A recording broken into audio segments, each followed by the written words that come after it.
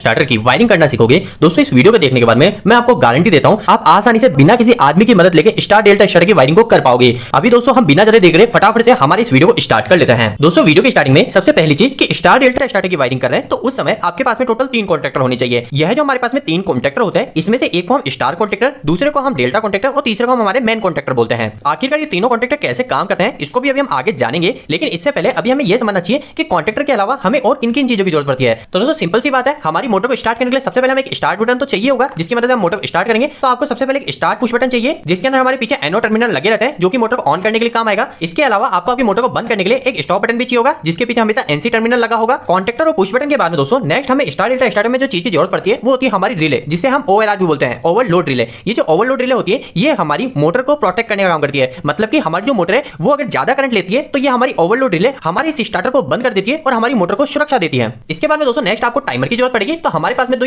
इसको भी अभी हम देखेंगे कि आखिरकार टाइमर को कैसे कनेक्ट किया जाता है। और अगर हम आखिरी इक्विपमेंट की बात करें जो कि स्टार डेल्टा स्टार्टर बनाने में काम आएगा वो होता है हमारा एड ऑन ब्लॉक। तो दोस्तों सारे इक्विपमेंट को देख लेने के बाद में अब हम नेक्स्ट यह जान लेते हैं कि आखिरकार किस तरीके से हम किस इक्विपमेंट को जोड़ते हैं, मतलब कि आखिरकार स्टार डेल्टा स्टार्टर की वायरिंग किस तरीके से की जाती है उसे हम प्रैक्टिकली देख लेते हैं। तो दोस्तों स्टार डेल्टा स्टार्टर की वायरिंग करते समय हमारे पास में जो सबसे पहली और सबसे मुख्य चीज जो होती है जिस पर हमें काम करना होता है वो होता है हमारे पास में 3 कॉन्ट्रैक्टर। आखिरकार ये 3 कॉन्ट्रैक्टर क्या है, तो आपको सिंपल सी बात यह बतानी चाहिए कि इसके अंदर हमारा जो एक कॉन्ट्रैक्टर होगा, जो हमारा ये पहला कॉन्ट्रैक्टर है, ये पहला कॉन्ट्रैक्टर हमारा मेन कॉन्ट्रैक्टर है। इसके बाद में जो सेकंड कॉन्ट्रैक्टर है ये हमारा स्टार कॉन्ट्रैक्टर है और जो तीसरा कॉन्ट्रैक्टर है ये हमारा डेल्टा कॉन्ट्रैक्टर है। अभी के लिए अगर आप ये स्टार डेल्टा मेन ये तीनों नाम में कंफ्यूज हो रहे हो तो आप सिंपल सी बात ऐसे याद रखिए कि हमारा जो एक कॉन्ट्रैक्टर होगा ना, जो ये हमारा पहला कॉन्ट्रैक्टर जिसे हम मेन कॉन्ट्रैक्टर भी बोलते हैं, यह कॉन्ट्रैक्टर जैसे हम इस पुश बटन को दबाएंगे, मतलब हमारी मोटर को स्टार्ट करने के लिए जैसे हम इस पुश बटन को दबाते हैं वैसे ही हमारा ये वाला पहला कॉन्ट्रैक्टर जो मेन कॉन्ट्रैक्टर है ये हमारा हैंड टू हैंड स्टार्ट हो जाना चाहिए। और ये तब तक चलता रहेगा जब तक हम हमारे इस स्टॉप बटन से हमारी मोटर को बंद नहीं करते। तो आपको पहली बात यह याद रखनी है कि हम जैसे ही बटन को दबाते हैं मोटर स्टार्ट करने के हमारा मेन कॉन्ट्रैक्टर ऑन हो जाना चाहिए। तो दोस्तों पहला पार्ट तो ये होता है हमारा स्टार डेल्टा स्टार्टर के अंदर। इसके बाद में नेक्स्ट चीज क्या होती है, तो आपको ध्यान रखना है जब आप इस बटन को दबाते हो तब क्या होगा, हमारा मेन कॉन्ट्रैक्टर ऑन होगा, लेकिन इसके साथ साथ हमारा ये स्टार कॉन्ट्रैक्टर भी ऑन होना चाहिए। मतलब हमारा जो एक दूसरा कॉन्ट्रैक्टर है ये भी ऑन होना चाहिए।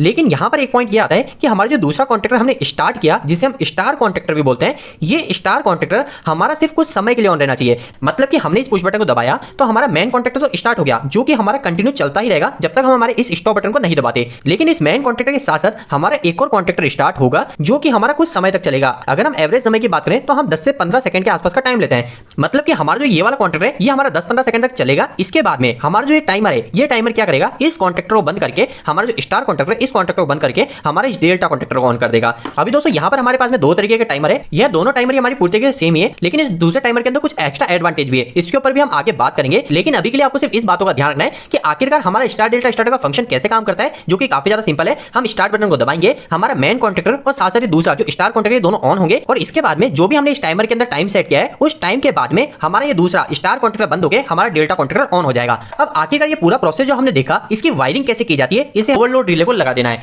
ये जो ओएलआर होती है ये अलग अलग टाइप की और डिजाइन में भी होती है, लेकिन अभी हम स्नाइडर कंपनी की ओएलआर को यूज कर रहे हैं, ओवरलोड रिले को यूज करते हैं। तो अभी सबसे पहली चीज मैं क्या करूंगा, हमारा जो मेन कॉन्ट्रैक्टर है इसके अंदर हमारी इस ओएलआर को लगा दूंगा। तो अगर ये ओएलआर आपके पहले से ही लगी हुई है तो इससे आपको एक बेनिफिट यह भी हो जाता है, आपको डायरेक्ट पता चल जाता है कि आखिरकार हमारा मेन कॉन्ट्रैक्टर कौन सा है। तो अभी के केस में अगर आपके सामने ऐसे डायरेक्ट ओएलआर लगी हुई है तो आपको डायरेक्ट क्लियर हो जाना चाहिए कि हमारा जो ये वाला कॉन्ट्रैक्टर है ये हमारा मेन कॉन्ट्रैक्टर है। और दोस्तों वायरिंग के अंदर सबसे पहली चीज आपको क्या करनी है, आपको देखना है कि आपके पास में जो भी कॉन्ट्रैक्टर है, जो भी सिस्टम है, ये हमारा 220 वोल्टेज का है, 415 वोल्टेज का है। हमारे इस एग्जांपल के अंदर आप देखेंगे कि हमारा जो कॉन्ट्रैक्टर है इन सभी कॉन्ट्रैक्टर के पीछे यहाँ पर A1 A2 जो लिखा हुआ है यहाँ पे लिखा हुआ है 220 वोल्टेज। मतलब कि हमें इन सभी कॉन्ट्रैक्टर को फेस और न्यूट्रल देना है। इसके अलावा अगर हम हमारे इन टाइमर की बात करें तो ये टाइमर भी हमारे 220 वोल्टेज पे ही ऑपरेट होते हैं। तो इसलिए अभी हम जो वायरिंग उपयोग में लेंगे वो हमारा एक फेस और एक न्यूट्रल वायर को उपयोग में लेंगे। अगर आपके पास में सारे सिस्टम 415 वोल्टेज पे तो उस केस में आप 2 फेस की वायरिंग उपयोग में लेंगे। अभी के केस में हम एक फेस और एक न्यूट्रल लेंगे। तो वायरिंग के अंदर सबसे पहली चीज आपको क्या करनी है, जो भी आपके पास में फेस आ रहा है वो हमारा फ्यूज से आ सकता है, हमारा एमसीबी से आ सकता है। हमारा जो भी ये फेस आ रहा है इस फेस वायर को आपको सबसे पहले हमारी जो रिले है ना, इस रिले के अंदर आप देखेंगे हमारा यहाँ पर एक एनसी टर्मिनल लिखा होता है। तो आपको इस रिले में भी यहाँ पे दिख रहा होगा, यहाँ पे लिखा हुआ है एनसी और इस वाले कॉन्ट्रैक्ट के आगे लिखा हुआ है एनओ। तो अभी हमको क्या करना है, हमारा जो भी ये फेस वायर है इस फेस वायर को हमारी इस रिले के एक एनसी टर्मिनल में लाके जोड़ देना है। इसके बाद में दोस्तों नेक्स्ट आपको क्या करना है, हमारा जो दूसरा एनसी टर्मिनल है इस रिले का, आपको एक वायर यहाँ से लेना है और इस वायर के आउटपुट को हमारे एक स्टॉप बटन के टर्मिनल में जोड़ देना है, जो कि हमारा एनसी टर्मिनल होता है। स्टॉप बटन को जोड़ लेने के बाद में नेक्स्ट हमारा स्टार्ट बटन आ जाता है। तो हमें क्या करना है, हमने जो स्टॉप बटन के एनसी टर्मिनल में फेस दिया था रिले के थ्रू, उस टर्मिनल के आउटपुट से हमें हमारे फेस वायर को लेना है और इस फेस वायर को हम हमारा जो स्टार्ट बटन है इस स्टार्ट बटन के टर्मिनल में ले जाके जोड़ देंगे। अब दोस्तों नेक्स्ट हमें क्या करना है, तो हमें पता है कि हम क्या करना चाहते हैं। जब भी हम हमारे इस स्टार्ट बटन को दबाएं तो हमारा सबसे पहले मेन कॉन्टेक्टर ऑन हो जाना चाहिए। तो अब हम क्या करेंगे, इस स्टार्ट बटन के आउटपुट से हमारा जो फेस यहाँ पे आ रहा था, इस फेस को इस स्टार्ट बटन के आउटपुट से ले जाके हमारे इस कॉन्टेक्टर के A1 टर्मिनल में जोड़ देंगे। तो अभी मैंने यहाँ पे एक वायर ले लिया है, इस वायर की मदद से हम हमारे स्टार्ट बटन के आउटपुट को हमारे मेन कॉन्टेक्टर के A1 टर्मिनल से जोड़ देंगे। ये आपको यहाँ पर इस कॉन्टेक्ट में दिख रहा होगा A1 टर्मिनल। तो मैं क्या करूंगा, इस स्टार्ट बटन का जो आउटपुट फेस मिला है उसे मैं हमारे इस A1 टर्मिनल से जोड़ दूंगा। तो दोस्तों इतना करते ही हमारी लगभग मेन कॉन्टेक्टर की वायरिंग हो चुकी है, लेकिन अभी हमारे मेन कॉन्टेक्टर ऑन नहीं होगा। हम स्टार्ट बटन दबाएंगे ऑन नहीं हुआ, क्योंकि अभी तक हमने हमारे इस मेन कॉन्टेक्टर को न्यूट्रल नहीं दिया है। यहाँ पर हमारे इस कॉन्टेक्टर पे लिखा है इसके A1 A2 पे हमें 220 वोल्टेज देना है, तो अभी हमने सिर्फ फेस दिया है, अभी हमें A2 पे न्यूट्रल भी जोड़ना है। तो अभी हम क्या करते हैं, हमारा जो न्यूट्रल है इस न्यूट्रल को हमारे A2 टर्मिनल से जोड़ देते हैं। तो दोस्तों हमने हमारे इस ब्लैक वायर की मदद से इस कॉन्टेक्टर को न्यूट्रल भी दे दिया है। अब हम नेक्स्ट क्या करते हैं, हमारा जो फेस वायर और न्यूट्रल वायर है इसके अंदर हम सप्लाई को ऑन कर देते हैं। तो अभी मैंने हमारी सप्लाई को ऑन कर दिया है। तो आप देख सकते हैं कि हमारे जो रिले के अंदर हमने फेस वायर दे रखा है, जो रिले का एनसी है इसके अंदर फेस वायर दे रखा है। यहाँ पे हमारा टेस्टर ग्लो होना चाहिए, क्योंकि यहाँ पे फेस आना चाहिए, तो यहाँ पर फेस आ रहा है। तो अब हम हमारे अभी तक की जो भी हमने वायरिंग करी इसको चेक कर लेते हैं। अभी तक की वायरिंग के अंदर हमने सिंपल सी चीज यही करी है कि हमने हमारे स्टार्ट और स्टॉप का बटन दबा दिया है, जिसकी मदद से हमारे मेन कॉन्टेक्टर बंद और चालू होगा। तो अभी मैं क्या करता हूँ, इस स्टार्ट के बटन को दबाता हूँ, तो हमारा जो मेन कॉन्टेक्टर है ये चालू हो रहा है। लेकिन दोस्तों यहाँ पर एक चीज आपको देखने को मिल रही है कि हम जब तक इस बटन को दबा रहे हैं तब तक ही हमारे मेन कॉन्टेक्टर ऑन हो रहा है। जैसे हम हमारे इस बटन को छोड़ रहे हैं, स्टार्ट बटन को छोड़ रहे हैं, वैसे हमारे जो कॉन्टेक्टर है कॉन्टेक्टर बंद हो जा रहा है। तो आखिरकार इसके पीछे रीजन क्या है? तो दोस्तों अगर कभी भी आपके सामने इस तरीके की सिचुएशन आती है कि जब तक आप आपके बटन को दबाते हो तब तक ही आपकी पावर सप्लाई आगे जा रही है, आपका कॉन्टेक्टर ऑन हो रहा है, और जैसे ही आप इसको छोड़ रहे हो तब आपकी पावर सप्लाई कट के आपका ये कॉन्टेक्टर बंद हो रहा है। तो ऐसा होने के पीछे की जो वजह होती है वो होती है हमारी होल्डिंग। मतलब कि हमारा जो यह सर्किट है, इस सर्किट के अंदर अभी होल्डिंग बाकी है। तो अब हम क्या करते हैं, हमारे होल्डिंग को कर लेते हैं इस सर्किट के अंदर, जिसके कारण क्या होगा, अगर हम हमारे इस स्टार्ट बटन को छोड़ भी देंगे दबा के तो भी हमारे मेन कॉन्टेक्टर चालू ही रहेगा, वो बंद नहीं होगा। दोस्तों आखिरकार होल्डिंग कैसे की जाती है? तो होल्डिंग करना काफी ज्यादा आसान है। हमारे जिस भी बटन से हमको होल्डिंग करनी है, जैसे कि अभी के केस में हमको क्या करना है, हमारे इस बटन से होल्डिंग करनी है ना, कि हमारे बटन को हम छोड़ दे तो भी हमारे कॉन्टेक्टर ऑन हो, तो हमको क्या करना है, इस बटन से हमको दो वायर को लेना है। मतलब कि हमारे जो इस बटन से आउटपुट में A1 में जो फेज जा रहा है इसके साथ में हमें एक और वायर लेना है, और साथ ही साथ इस बटन के पहले से भी हमें एक वायर को लेना है। दोस्तों जैसा मैंने आपको बताया वैसे ही मैंने दो वायर को ले लिए हैं। यहाँ पर दोस्तों मैंने हमारे पहले वायर को स्टार्ट पुश बटन के इनपुट से हमारे जोड़ दिया है और हमारा आउटपुट यहाँ पे मिल गया है। इसके अलावा हमारा जो दूसरा वायर है, इस दूसरे वायर को जैसे मैंने आपको बताया हमारा जो स्टार्ट बटन है इस स्टार्ट बटन के आउटपुट से हम ले लेंगे। तो इसे भी मैं यहाँ पे जोड़ देता हूँ। तो दोस्तों जैसा मैंने आपको बताया होल्डिंग के लिए हमें दो वायर की जरूरत पड़ती है। तो वो दो वायर को हमको कैसे कनेक्ट करना है, तो हमको स्टार्ट बटन जो भी जिससे हमें होल्ड कराना है कॉन्टेक्टर को, उसके इनपुट से और आउटपुट से हमें दोनों वायर को जोड़ देना है। तो अभी मैंने वही चीज यहाँ पे कर ली है। अब इसके बाद में नेक्स्ट आपको क्या करना है, आपके पास में जो ये दोनों वायर आए ना, इन दोनों वायर को हमारा जो एक कॉन्टेक्टर है जिसको हमको होल्ड करना है, बटन छोड़ने के बाद भी जिसको चालू रखना है, उस कॉन्टेक्टर में आपको जाकर देखना है और वहां पर देखना है कि आपको NO टर्मिनल आपको देखने को मिल रहा है नहीं मिल रहा। जैसे कि हमारा जो कॉन्टेक्टर है इस कॉन्टेक्टर में आपको देखने को मिल रहा है यहाँ पे L1 L2 L3 लिखा हुआ है। मतलब ये होता है कि हमारा रेड फेस, येलो फेस और ब्लू फेस, जो कि हम हमारी 3 फेस की मोटर चलाएंगे, यहाँ पर हम RY भी लाके जोड़ेंगे। और यहाँ पे T1 T2 T3 लिखा हुआ है, इसका मतलब है कि हम यहाँ पे मोटर के 3 टर्मिनल लाके जोड़ेंगे। तो ये वाले जो इधर के जो 3 टर्मिनल है यह तो हमारे रेड, येलो और ब्लू फेस के लिए हो गए। इसके बाद में दोस्तों यहाँ पर आपको एक और टर्मिनल देखने को मिल रहा है, ये जो लिखा हुआ है यहाँ पे लिखा हुआ NO, मतलब कि नॉर्मली ओपन टर्मिनल। तो अभी हमें जो होल्डिंग करने के लिए जिस टर्मिनल की जरूरत पड़ती है वो हमारी इस NO टर्मिनल की जरूरत पड़ती है। अगर आपके कॉन्टेक्टर में ऐसा NO टर्मिनल नहीं लिखा हुआ है, मतलब कि आपके टर्मिनल सिर्फ L1 L2 L3 लिखा हुआ है, इसके आगे कोई भी टर्मिनल नहीं है, सिर्फ 3 ही टर्मिनल है, तो इस केस में आप क्या करेंगे, इस केस में आप आपके कॉन्टेक्टर में एक ऐसा एड ऑन ब्लॉक लाएंगे। ये एड ऑन ब्लॉक क्या होता है, तो ये एड ऑन ब्लॉक सिंपल सी चीज है कि अगर आपको कभी NO की जरूरत है, जैसे आपका जो कॉन्टेक्टर है इस कॉन्टेक्टर को आपको होल्ड करना है और इस कॉन्टेक्टर में NO है ही नहीं, तो उस केस में आप क्या करेंगे, आप नया कॉन्टेक्टर तो थोड़ी खरीद के लाएंगे, तो उस केस में आप क्या करेंगे, आप आपके कॉन्टेक्टर के लिए एक एड ऑन ब्लॉक लेंगे। इस एड ऑन ब्लॉक को हम इस कॉन्टेक्टर पे इस तरीके से सेट कर देते हैं, जैसे ये मैंने इस कॉन्टेक्टर पे सेट कर दिया।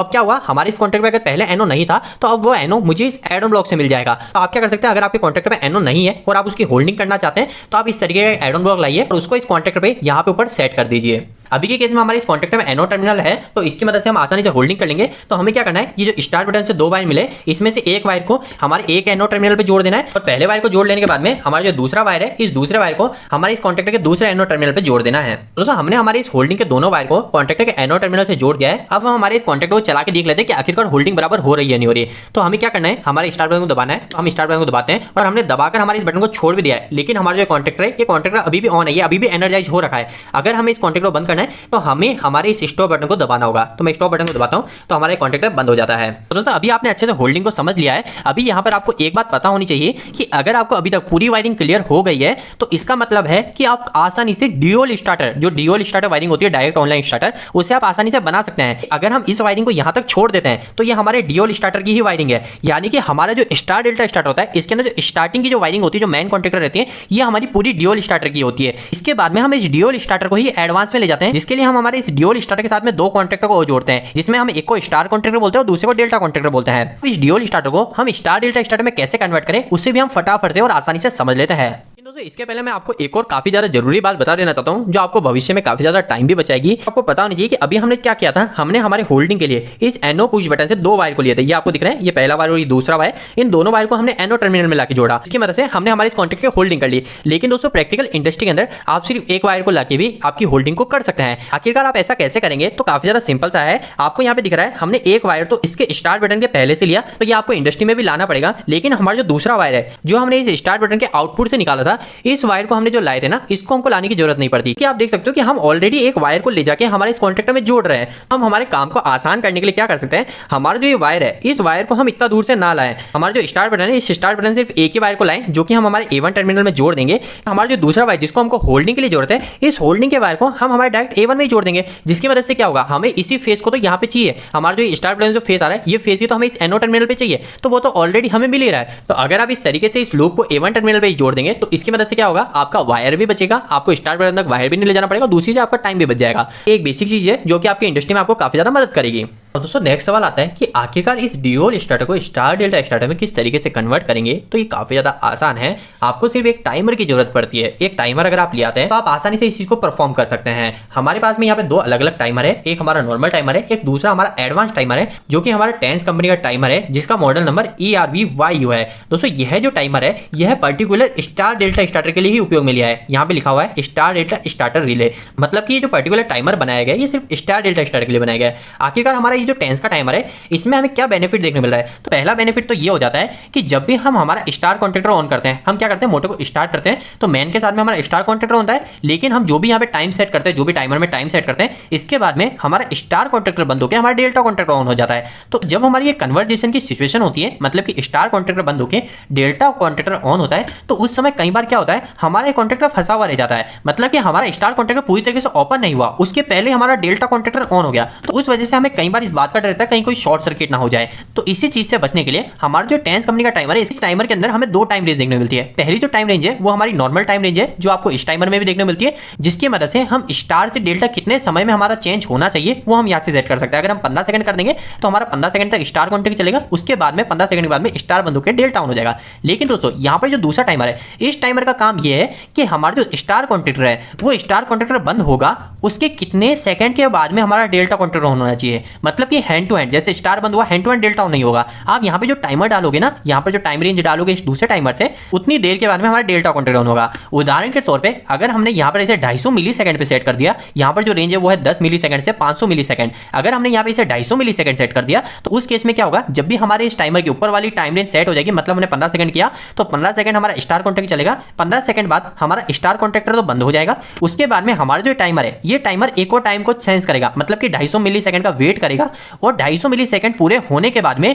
हमारा यह टाइमर डेल्टा कॉन्टैक्टर ऑन करा देगा। तो ये हमारा एक एक्स्ट्रा बेनिफिट हमारे टेंस के टाइमर से हमें मिलता है। इसके अलावा और भी कुछ बेनिफिट है, जैसे कि यहाँ पे हमें इंडिकेशन लैंप देखने मिल रहा है। अगर हमारा टाइमर ऑन है तो यहाँ पर आपको ऑन शो करेगा। इसके अलावा हमारा टाइमर जो है वो स्टार में सप्लाई दे रहा है, डेल्टा में दे रहा है, वो आपको यहाँ पे शो हो जाएगा। हमें ये इसके बेनिफिट देखने को मिल जाते हैं। अभी हम क्या करते हैं, हम इस टाइमर को प्रैक्टिकली इंस्टॉल करके देख लेते हैं आखिरकार हमारे स्टार डेल्टा स्टार्टर में टाइमर को कैसे लगाते हैं। इसके लिए आपको वापस से कुछ वायर की आवश्यकता होगी। आपको सबसे पहली चीज क्या करनी है, आपको करना है दोस्तों, हमारा जो स्टार्ट बटन है, जिसको दबाते ही हमारा क्या हो रहा था, हमारा मेन कॉन्टैक्टर ऑन हो रहा था, इसी के साथ में हम क्या करेंगे, इसी स्टार्ट बटन के आउटपुट से, जो हमारा आउटपुट है, इस आउटपुट से हम हमारे इस टाइमर को भी ऑन करा देंगे, जिसकी मदद से हमारी गिनती शुरू हो जाएगी। हम क्या करते हैं, हमारी इस वायर की मदद से, जो हमारा स्टार्ट बटन है, इस स्टार्ट बटन से एक वायर को ले लेते हैं और उस वायर को ले जाके हमारे इस टाइमर के A1 टर्मिनल से जोड़ देते हैं। दोस्तों इस वायर को जोड़ लेने के बाद में अब जैसे ही हम हमारे इस बटन को दबाएंगे हमारा मेन कॉन्टैक्ट के साथ साथ हमारा टाइमर भी ऑन हो जाएगा। लेकिन अभी हमारा टाइमर ऑन नहीं होगा, क्यों नहीं होगा? क्योंकि अभी हमने हमारे टाइमर को सिर्फ फेस सप्लाई दी है। तो हम क्या करते हैं, हमारे टाइमर को भी न्यूट्रल दे देते हैं। इसके साथ साथ हम क्या करते हैं, हमारे जो बाकी दो कॉन्टैक्टर है जिसे हम आगे जोड़ेंगे, एक स्टार कॉन्टैक्ट और एक डेल्टा कॉन्टैक्टर है, इन दोनों के अंदर भी हम न्यूट्रल देते हैं, क्योंकि आगे जाके भी हमें न्यूट्रल देना पड़ेगा। तो सबसे पहले अभी हम एक न्यूट्रल लाते हैं और उस न्यूट्रल को हमारे टाइमर, हमारा स्टार कॉन्टैक्ट और डेल्टा कॉन्टैक्ट, इन तीनों को लाकर दे देते हैं। न्यूट्रल की वायरिंग को पूरा करने के लिए हम दो वायर को लेके आए हैं। एक से हम हमारे टाइमर को न्यूट्रल देंगे और दूसरे हम हमारे कॉन्टैक्टर को न्यूट्रल देंगे। अभी के लिए हमारे पास में जो न्यूट्रल सप्लाई है वो न्यूट्रल सप्लाई हमारे इस मेन कॉन्टैक्टर के A2 टर्मिनल पे आ रही है। हमने यहाँ पे इसे फेस और न्यूट्रल दे रखा है, तो न्यूट्रल हमारे यहाँ पे आ रही है। तो हम क्या करेंगे, यहीं से एक लूप ले लेंगे न्यूट्रल का और उसे हम हमारे इस टाइमर और कॉन्टैक्टर पे भी दे देंगे। तो दोस्तों हमने न्यूट्रल की पूरी वायरिंग को कर लिया है, हमने सभी जगह न्यूट्रल को जोड़ दिया है। अब इसके बाद में हमें हमारे इस टाइमर की मदद से इन दोनों कॉन्टैक्टर को ऑन कराना है सीक्वेंस वाइज। मतलब पहले स्टार को ऑन कराना है, फिर हमने जो टाइमिंग सेट करी उसके बाद में स्टार बंद करके डेल्टा को ऑन कराना है। तो दोस्तों अब आपको कुछ चीजें पता होनी चाहिए। सबसे पहले चीज आपको ये पता होनी चाहिए कि जब भी हम हमारे टाइमर की वायरिंग करते हैं, जैसे कि अभी हमने इसमें किया था A1 A2 में हमने फेज जोड़ा, A2 में हमने न्यूट्रल जोड़ा, इसके अलावा हम सभी टाइमर के अंदर एक और लूप पोल लगाते हैं। आखिरकार ये लूप कहाँ लगता है, तो जैसे हमारे टाइमर है, इस टाइमर के अंदर जो ये NONC टर्मिनल होते हैं, जो हमारे 15 16 जो आपको इस दूसरे टाइमर में देखने को मिलते हैं, तो यह जो नंबर होते हैं, इस नंबर की मदद से हम क्या करते हैं, हमारे इस कॉन्टैक्टर को सप्लाई देते हैं। तो ये जो हम हमारे कॉन्टैक्टर को सप्लाई देंगे, जो हमारा आउटपुट में जो सप्लाई निकलेगी, उसको हम क्या करते हैं, हमारा जो टाइमर, इस टाइमर के अंदर हमारा इनपुट में फेस आ रहा है ना, इस फेस को हम हमारे इस टाइमर के कॉमन टर्मिनल जोड़ देंगे। अभी हमारा जो नॉर्मल जो बेसिक टाइमर होता है, इसके अंदर आप देखोगे यहाँ पर ऊपर यहाँ पे बना हुआ है, ये जो 15 नंबर होता है, ये 15 कॉमन होता है और 25 कॉमन होता है। जो 5 लिखा होता है ना, जिसके पीछे 5 लिखा हुआ है, चाहे 15 है, 25, अगर 35 भी होगा या 45 भी होगा, तो सबके पीछे 5 लिखा हुआ है, तो 5 जो होता है 5 कॉमन होता है। तो हमें क्या करना होता है, हमें इस तरीके से एक लूप लेना होता है। इस लूप को हम क्या करते हैं, हमारा जो A1 टर्मिनल है, इस A1 टर्मिनल पे ऑलरेडी हमारा फेस आ रहा है, तो यहाँ पर हमारे इस लूप के एक वायर को लगा देते हैं। इसके बाद में हमारा जो ये फेस है, इस फेस को हम हमारे कॉमन पे जोड़ देते हैं, जो कि हमारे दूसरे टाइमर के अंदर 5 नंबर से रहता है, जैसे 15 या 25। तो यहाँ पर आपको इस टाइमर में 15 देखने को मिल रहा है, 25 देखने को मिल रहा है, तो यहाँ पर लाके इस लूप को जोड़ देंगे। लेकिन हमारे स्टेंस के टाइमर के अंदर क्या है, यहाँ पे कॉमन किस तरीके से शो कर रहा है, यहाँ पे L से शो कर रखा है, मतलब कि यहाँ पर हमें फेस लाकर लाइन लाके जोड़नी है। तो अभी हमने जो यहाँ से डायरेक्ट लूप ले लिया है आसानी से फेस वायर लेने के लिए, तो हम इस वायर को ले जाके हमारे इस L में जोड़ देंगे, मतलब कि हमारे इस कॉमन में जोड़ देंगे। तो अब हमने हमारे टाइमर की कॉमन की वायरिंग पूरी कर ली है। अब इसके बाद में हमें क्या चाहिए, हमें दो वायर की और आवश्यकता पड़ेगी। ये दो वायर किस चीज के लिए, तो पहला हम हमारे इस टाइमर से स्टार कॉन्टैक्टर ऑन कराएंगे और दूसरा हम हमारे इस टाइमर की मदद से डेल्टा कॉन्टैक्टर ऑन कराएंगे। तो हमारे इस टेंस के टाइमर के अंदर आपको स्टार और डेल्टा कॉन्टैक्टर जोड़ना काफी ज्यादा आसान है। यहाँ पर इन्होंने नीचे साफ दिखा रखा है, यहाँ पे स्टार का मार्क दे रखा है, जिससे हमें पता चल जाएगा कि हमें इस जगह से सप्लाई लेकर हमारे स्टार के कॉन्टैक्टर को जोड़ना है, ताकि हमारा स्टार कॉन्टैक्टर होना, और यहाँ पे डेल्टा बना रखा है, जिससे हमें पता चलता है कि हम इस डेल्टा वाले से आउटपुट निकाल के हमारे इस डेल्टा कॉन्टैक्टर में सप्लाई देंगे। लेकिन अगर आपके पास में ये वाला टाइमर नहीं है, तो उस केस में अगर आप इस टाइमर में करना चाहते हैं, तो इस तरीके के टाइमर में क्या रहता है, हमारा जो 6 नंबर होता है, जो हमारा 16 है, 26 है या 36 है या कुछ भी हो आपके, जिसमें लास्ट में 6 नंबर लिखा हुआ है। जैसे अगर इस टाइमर की बात करें तो इसमें यहाँ पे 16 और 26 है, तो यहाँ पर जो 16 नंबर है, इस 16 नंबर से आउटपुट ले जाके आप स्टार कॉन्टैक्टर में जोड़ेंगे, और इसके बाद में जो 18 नंबर होगा जिसके पीछे 8 लिखा हुआ है, इसका आउटपुट ले जाके आप डेल्टा में जोड़ेंगे। अभी के केस में हम हमारी स्टेंस वाले टाइमर की वायरिंग कर लेते हैं, जो कि काफी ज्यादा आसान है। अगर आप भी इस टाइमर को खरीदना चाहते हैं, इसके बारे में जानकारी लेना चाहते हैं, तो आपको डिस्क्रिप्शन बॉक्स में नंबर मिल जाएंगे, आप उस नंबर पर डायरेक्ट कॉल करके इस टाइमर के बारे में अच्छे जानकारी ले सकते हैं और इस टाइमर को बाय भी कर सकते हैं। अभी के लिए हम क्या करते हैं दोस्तों, हमारे जो दोनों वायर है, एक वायर को हम हमारे स्टार में जोड़ देते हैं और हमारा जो दूसरा वायर है, दूसरे वायर को हम हमारे डेल्टा में जोड़ देते हैं। तो अब हमें हमारे इस टाइमर के आउटपुट से दोनों वायर मिल चुके हैं, स्टार में जोड़ना है और एक डेल्टा में जोड़ने के लिए, जिसमें हमारे स्टार वाले आउटपुट को स्टार कॉन्टैक्ट में जोड़ना है और डेल्टा वाले को डेल्टा में जोड़ना है। लेकिन दोस्तों जब भी हम यहाँ पे स्टार और डेल्टा की वायरिंग करते हैं, तो इस समय हम एक और चीज का ध्यान रखते हैं, जिसे हम इंटरलॉकिंग बोलते हैं। अगर अभी आप इस स्टार वाले वायर को डायरेक्ट भी स्टार में जोड़ देंगे तो भी कोई प्रॉब्लम नहीं आएगी, आपका स्टार्टर पूरी तरीके से वर्क करेगा। लेकिन दोस्तों हम फिर भी क्या करते हैं, हमारे इंटरलॉकिंग को लगाते हैं। आखिरकार ये इंटरलॉकिंग क्या फायदा पहुंचाती है, तो इसके ऊपर मैंने एक डेडिकेटेड वीडियो बना रखा है, वो वीडियो आपको इसी वीडियो के एंड में मिल जाएगा। आप वो वीडियो को देखिए, आपको इंटरलॉकिंग अच्छे से समझ में आ जाएगा कि आखिर इंटरलॉकिंग क्यों करते हैं और कैसे करते हैं। लेकिन अभी के केस में हम डायरेक्ट बात करें तो आपको क्या करना पड़ेगा, आपको आपके जो कॉन्टैक्टर है, इस कॉन्टैक्टर पे एक NC टर्मिनल की जरूरत पड़ेगी। अभी हमारे जो कॉन्टैक्टर है, इन दोनों ही कॉन्टैक्टर पे किसी पे भी NC टर्मिनल नहीं है, इस पे भी यहाँ पे NO एक एक्स्ट्रा टर्मिनल है और दूसरे वाले कॉन्टैक्टर पे सिर्फ एक NO ही एक्स्ट्रा है। अभी हमारे पास में NC नहीं है, तो मैंने आपको क्या बोला था, अगर आपको कभी भी NO या NC की जरूरत पड़ेगी तो आप क्या कर सकते हैं, इस तरीके का एक एड ऑन ब्लॉक ला सकते हैं। तो यह जो एड ऑन ब्लॉक है, इस एड ऑन ब्लॉक में यहाँ पे मेरे पास में एक एक्स्ट्रा NO मिल जाएगा और एक NC मिल जाएगा। अभी मेरे को सिर्फ NC चाहिए, तो मैं सिर्फ एक NC को उपयोग में ले लूंगा। तो आपको इस बात का ध्यान रखना है, कभी भी इंटरलॉकिंग की बात आती है तो आपको NC टर्मिनल की जरूरत पड़ती है। तो अभी हमारे पास में NC टर्मिनल नहीं है, तो हम क्या करेंगे, एक NC टर्मिनल का एड ऑन ब्लॉक इस पे लगा देंगे और दूसरा एक और एड ऑन ब्लॉक हम इस पे भी लगा देंगे। अब मेरे पास में हमारे जो दोनों कॉन्टैक्ट है, इन दोनों ही कॉन्टैक्ट में NC मिल चुके हैं। तो दोस्तों इंटरलॉकिंग में काफी ज्यादा सिंपल सा होता है। जो हमारा जो स्टार कॉन्टैक्ट में जो हमें सप्लाई जोड़नी है, अभी मेरे को क्या करना है, इस वायर को स्टार में जोड़ना है ना, तो अभी मैं क्या करूंगा, डायरेक्ट स्टार में नहीं जोड़ूंगा। मेरे को इंटरलॉकिंग इस स्टार कॉन्टैक्ट किसके साथ करना है, मेरे डेल्टा के साथ करना है। तो मैं क्या करूंगा, हमारा जो ये वायर है जिसको मेरे को स्टार में सप्लाई ले जाके जोड़नी है, इसको मैं पहले जो डेल्टा के साथ मेरे को इंटरलॉकिंग करना है ना, तो मैं क्या करूंगा, जो डेल्टा का एक NC है, इस NC टर्मिनल में ले जाके मैं पहले इसमें जोड़ दूंगा और दोस्तों आखिरी के अंदर इसके जो एनसी का आउटपुट है, जो डेल्टा के एनसी का आउटपुट है, यहाँ से हम वायर को लेके हमारा जो स्टार कॉन्ट्रैक्टर जिसमें हमें सप्लाई देनी थी उसके A1 में ले जाके हम सप्लाई इसमें जोड़ देंगे। और ऐसा करते ही हमारा जो स्टार कॉन्ट्रैक्टर की इंटरलॉकिंग है वो हो चुकी है। लेकिन अब हम क्या करेंगे, हमारा जो डेल्टा कॉन्ट्रैक्टर है, इस डेल्टा कॉन्ट्रैक्टर की भी वायरिंग कर लेंगे। तो डेल्टा कॉन्ट्रैक्टर की वायरिंग के लिए हमें क्या करना है, हमारा इस कॉन्ट्रैक्टर के अंदर तो हमारा सिंपल है, हमारे यहाँ पे डेल्टा का मार्क है, तो हमें इससे आउटपुट मिल जाएगा और इस आउटपुट को हमें डेल्टा में ले जाके जोड़ना है। लेकिन अगर आपके पास में इस तरीके का टाइमर है, तो इस तरीके के टाइमर में आपको जो 18 नंबर जो देखने को मिल रहा है, जिसके पीछे 8 लिखा हुआ है, चाहे 18 हो चाहे 28 हो, जिसके पीछे 8 लिखा हुआ है, उससे आपको वायर को लेना है। जैसे कि इस टाइमर में यहाँ पे 18 लिखा हुआ है, तो इससे आपको आउटपुट लेना है और इस आउटपुट को ले जाके आपको डेल्टा कॉन्ट्रैक्टर में जोड़ देना है। तो अभी के लिए हम क्या करते हैं, हमारे स्टेंस वाले टाइमर का जो डेल्टा है, इस डेल्टा को ले जाके जोड़ देते हैं। लेकिन वापस हमको इस बात का देखना है कि हम इंटरलॉकिंग कर रहे हैं, तो इंटरलॉकिंग करने के लिए हम क्या करेंगे, हम डायरेक्ट डेल्टा के कॉन्ट्रैक्टर में ले जाके सप्लाई नहीं जोड़ेंगे। हम उसके पहले हम जिससे इंटरलॉकिंग करना चाह रहे हैं, हम स्टार से इंटरलॉकिंग करना चाह रहे हैं, तो हम हमारे स्टार में एक एनसी टर्मिनल को यूज लेंगे। तो यहाँ पर इसके लिए हमने ऑलरेडी एड ऑन ब्लॉक लगाया। तो सबसे पहले हमारे इस फेस वायर को इस एनसी टर्मिनल में जोड़ देंगे। इसके बाद में हमारे एक और वायर का उपयोग लेंगे, जिसकी मदद से हम क्या करेंगे, हम हमारे इस एनसी से सप्लाई को लेके हमारे जो डेल्टा कॉन्ट्रैक्टर है, इस डेल्टा कॉन्ट्रैक्टर में ले जाके सप्लाई को जोड़ देंगे। और दोस्तों इतना करते ही हमारे स्टार डेल्टा स्टार्टर की पूरी वायरिंग कंप्लीट हो चुकी है। अब हम इसको एक बार प्रैक्टिकली टेस्ट कर लेते हैं। तो इसके लिए हम क्या करते हैं, हमारे स्टार बटन को दबाते हैं। स्टार बटन दबाते ही आप देखेंगे कि हमारा मेन कॉन्ट्रैक्टर भी ऑन हो गया और साथ ही साथ हमारा स्टार कॉन्ट्रैक्टर भी ऑन हो गया और यहाँ पे हमारे टाइमिंग भी चालू हो गई। और जैसे हमारी ये टाइमिंग पूरी हो गई तो क्या हुआ, हमारा स्टार कॉन्ट्रैक्ट बंद हो गया और हमारा डेल्टा कॉन्ट्रैक्टर ऑन हो गया। अभी हम इसी चीज को वापस से कर लेते हैं। हमारे स्टॉप बटन को दबा के वापस से इसको बंद करते हैं। तो हमने इसे बंद कर दिया है। अब हम क्या करते हैं, हमारे इस टाइमर को यहाँ से थोड़ा सा बढ़ा लेते हैं। अगर हम हमारे इस टाइमर के टाइम रेंज की बात करें तो यहाँ पर मैं जो टाइम की लिमिट है वो हमारे 0.1 से लेके हमारे 30 सेकंड तक सेट कर सकता हूँ। तो अभी मैं क्या करता हूँ, इसे 15 सेकंड पे सेट करता हूँ। मतलब कि हमारा जो स्टार से डेल्टा कन्वर्जेशन होगा वो हमारा 15 सेकंड के बाद होगा। 15 सेकंड तक मोटर हमारी स्टार में चलेगी और 15 सेकंड के बाद हमारी मोटर डेल्टा में रन होगी। तो अभी हमने वो सेट कर दिया है। और इसके अलावा जो स्टार बंद होने के बाद जो डेल्टा चलेगा उसके बीच में कितने सेकंड का गैप रखना है, तो यहाँ पे मैंने 500 मिली सेकंड का रख रखा है। तो ये भी पूरी तरीके से सही है। तो अगर आप इस टाइमर के बारे में अधिक जानकारी चाहते हैं तो डिस्क्रिप्शन बॉक्स में मोबाइल नंबर है, आप डायरेक्ट कॉल करके इसके बारे में जानकारी और इसे मंगवा सकते हैं। अभी हम एक बार वापस से हमारे स्टार्टर को ऑन करते हैं। तो ऑन करते ही हमारा मेन कॉन्ट्रैक्टर हो गया, हमारा टाइमर भी ऑन हो गया। टाइमर ऑन होते ही टाइमर ने हमारे स्टार कॉन्ट्रैक्टर ऑन कर दिया और यहाँ पे 15 सेकंड गिनती चलने लगी। अब 15 सेकंड जैसे ही पूरे हो जाएंगे उसके बाद में क्या होगा, हमारा स्टार बंद हो जाएगा। तो 15 सेकंड जैसे ही होते हैं हमारा स्टार बंद हो जाएगा। ये स्टार हमारा बंद हो गया। अब 15 सेकंड के बाद में हमारा 500 मिली सेकंड का गैप रहा और 500 मिली सेकंड जैसे पूरे हुए उसके बाद में हमारा स्टार बंद हो गया, हमारा डेल्टा चालू हो गया। अब हमारी जो मोटर है वो मोटर कंटिन्यू ऐसे ही चलती रहेगी। हमारा मेन भी ऑन रहेगा और हमारी मोटर डेल्टा में चलती रहेगी। और यह मोटर, ये स्टार्टर हमारा तब तक चलता रहेगा जब तक या तो हम हमारे यहाँ से स्टॉप बटन नहीं दबाते। इसके अलावा अगर हमारी मोटर कभी ज्यादा करंट लेती है तो उस केस में हमारी जो रिले है वो रिले हमारे इस स्टार्टर को बंद कर देगी। वो कुछ इस तरीके से बंद कर देगी। तो दोस्तों उम्मीद है कि आज के इस वीडियो के माध्यम से आपको प्रैक्टिकली अच्छे समझ में आया होगा कि आखिर स्टार डेल्टा स्टार्टर किस तरीके से बनाया जाता है। अगर आप स्टार डेल्टा स्टार्टर की पावर वायरिंग को भी समझना चाहते हैं तो इसके ऊपर ऑलरेडी एक डेडिकेटेड वीडियो बना हुआ है। उसका लिंक आपको वीडियो के एंड स्क्रीन में दिख रहा होगा, आप उस वीडियो को भी चेक कर सकते हैं। आपको आज का ये वीडियो कैसा लगा, वीडियो को लाइक करके बताएं। अगर कुछ भी सवाल इस वीडियो के प्रति इलेक्ट्रिकल आप मुझे कमेंट बॉक्स में कमेंट करके पूछ सकते हैं। इलेक्ट्रिकल वीडियो सिर्फ पसंद करते हैं, आज हमारे चैनल को सब्सक्राइब कर लीजिए। आज के लिए इतना ही, धन्यवाद।